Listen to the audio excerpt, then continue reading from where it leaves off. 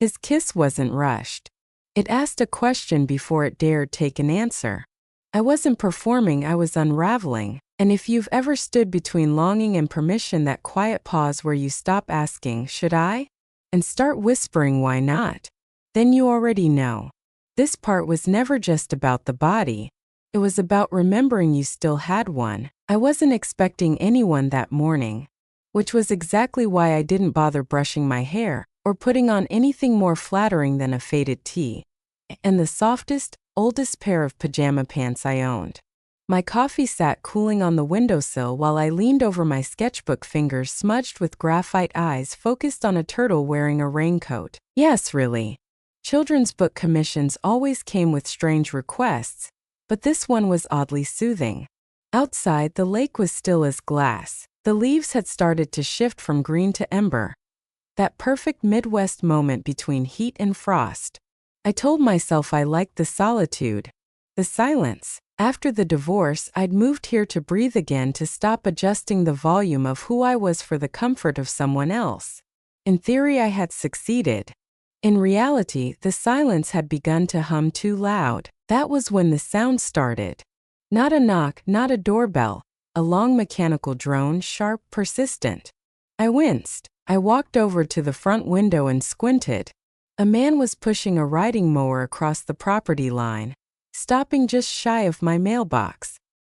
His back was broad, his posture solid, and his baseball cap was slightly tilted back to reveal streaks of gray at the temples. I recognized him instantly, Ethan, the new neighbor who had moved in 2 weeks ago with a few cardboard boxes and an old Labrador that barked at squirrels like it was his mission in life.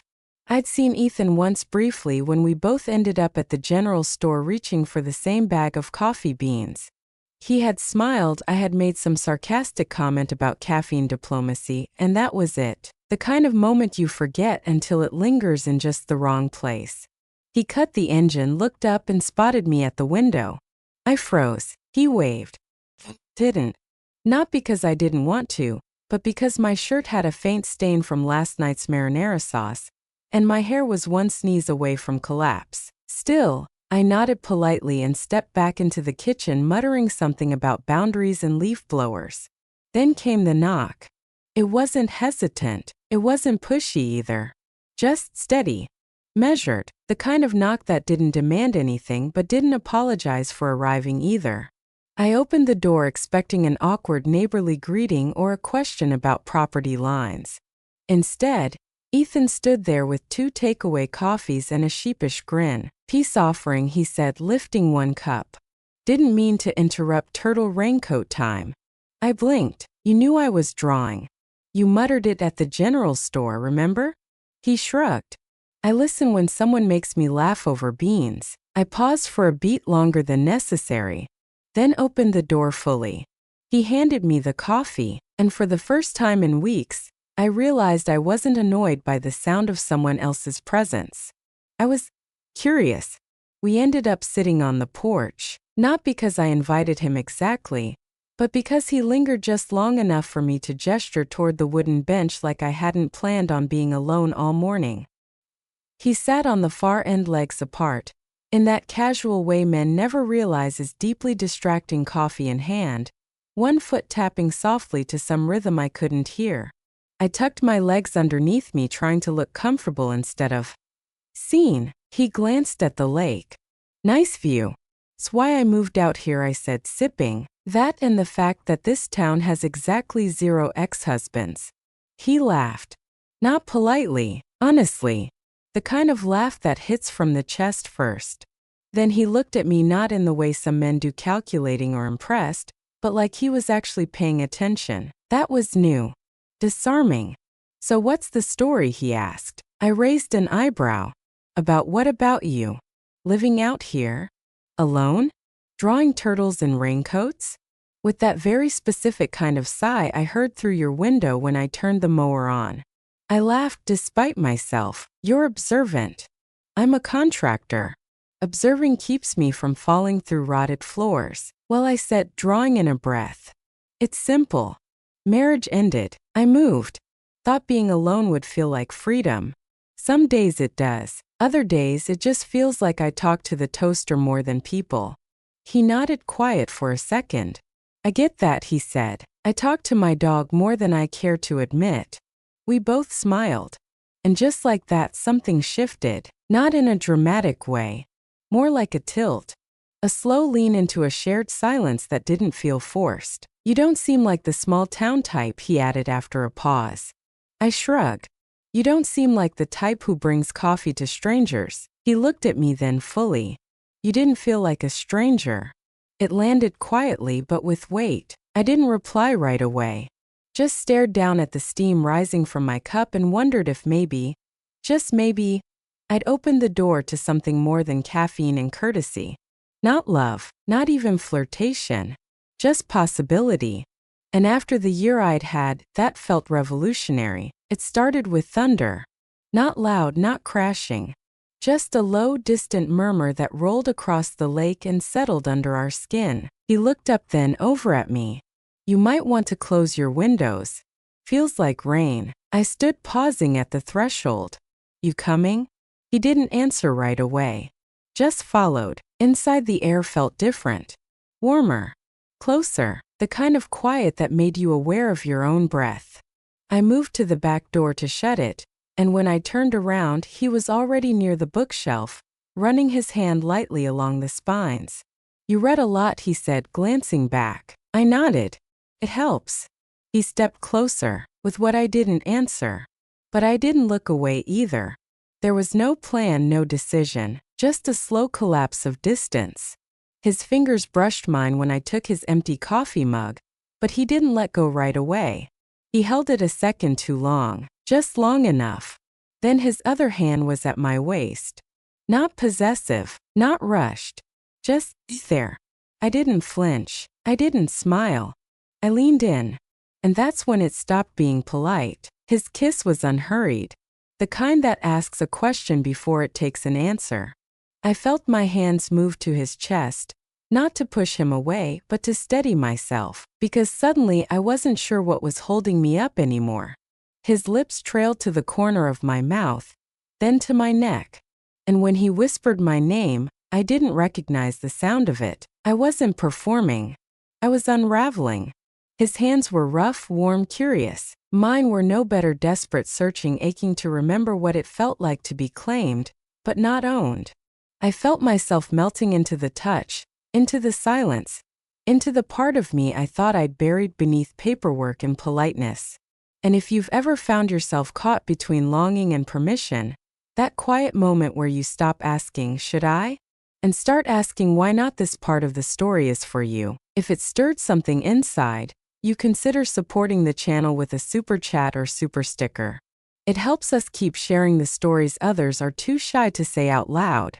And if you've made it this far, you're not just a viewer. You're part of this. Back in the room, his breath was still on my skin. We didn't speak, not because we had nothing to say, but because language felt too clumsy for what was unfolding. There was laughter between touches. A shirt caught awkwardly on an elbow. My hair refusing to cooperate. At one point, I bumped into the coffee table so hard it left a bruise.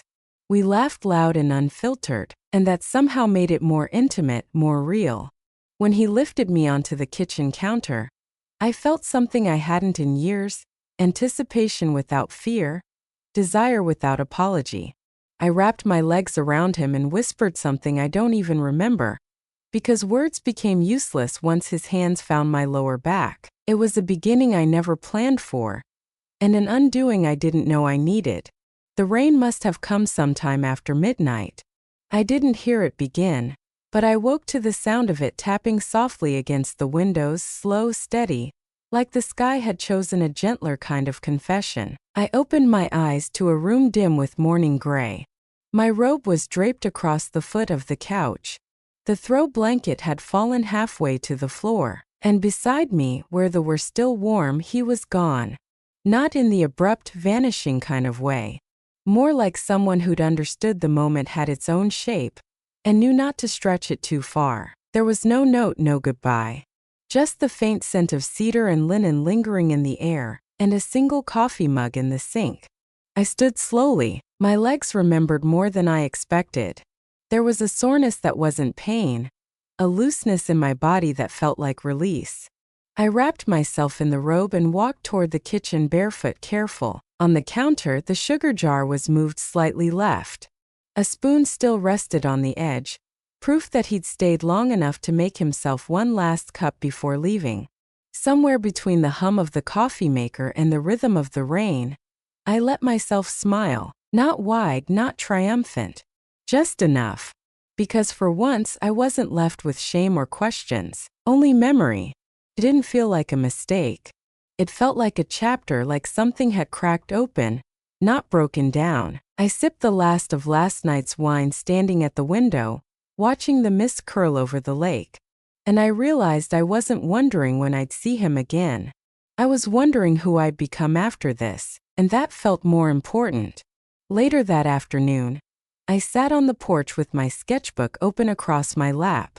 The sky had cleared, but the clouds still lingered like thoughts not yet fully formed. The lake shimmered in fragments, catching pieces of sun between the ripples.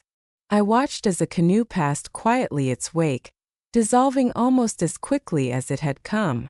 And I breathed, not the kind of breath you take because you're supposed to, but the kind your body claims on its own when it's finally allowed to let go. It had been a long time since I felt like I was the one inside my skin, not the mother, not the ex-wife, not the woman people politely compliment at grocery store checkouts and then forget as soon as they turn. No, this version of me felt reclaimed, not because of what happened last night, but because of how I didn't apologize for it. I didn't explain it away. I didn't label it or file it under regret. I didn't wake up wishing it hadn't happened. I simply let it be. Let it breathe. Let it shape something quietly within me that I hadn't touched in years. Maybe what I wanted wasn't about sex. Maybe it never was. Maybe what I needed was to feel like I still had edges that I could be chosen not for safety or reliability, but for presence, for the heat in my skin and the fire behind my eyes when I stopped dimming them for someone else's comfort. And that knowing stayed long after they left. I picked up my pencil and began to draw, not to produce something perfect, but to remember how it felt to create again. Not for work, not for anyone's fridge door, just for me. That afternoon I didn't text anyone. I didn't scroll. I didn't reach for distraction. I just stayed with myself. And for once it felt like enough. If you're still listening, maybe it's because you felt it too, that quiet ache of being touched without being seen or seen without ever being fully chosen. Maybe you've gone through the motions, said all the right things, played all the right roles, and then one night something cracks and you find yourself wondering who you are when no one's looking. What your body remembers when it's not being silenced. What your heart whispers when the noise stops. This story wasn't about right or wrong. It wasn't about plumbing or coffee or even the bodies in the room. It was about a woman who allowed herself to stop waiting for permission. A woman who stopped hiding from her own aliveness. Who stopped living her life on mute. And if that stirred something in you, not lust but recognition, I hope you'll carry it gently. I hope you won't rush to label or judge it. I hope you'll ask yourself not should I, but why not?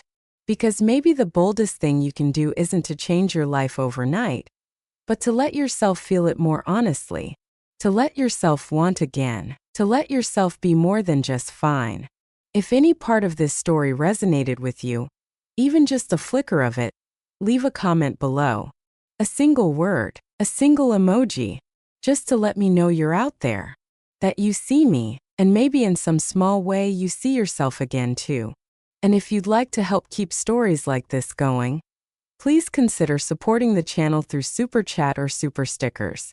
It helps us tell the kinds of stories others are too afraid to voice, stories that don't just entertain but remind you of something you thought you'd forgotten. And of course, if you haven't yet liked this video, subscribe and turn on notifications. Because the next story, it just might be yours.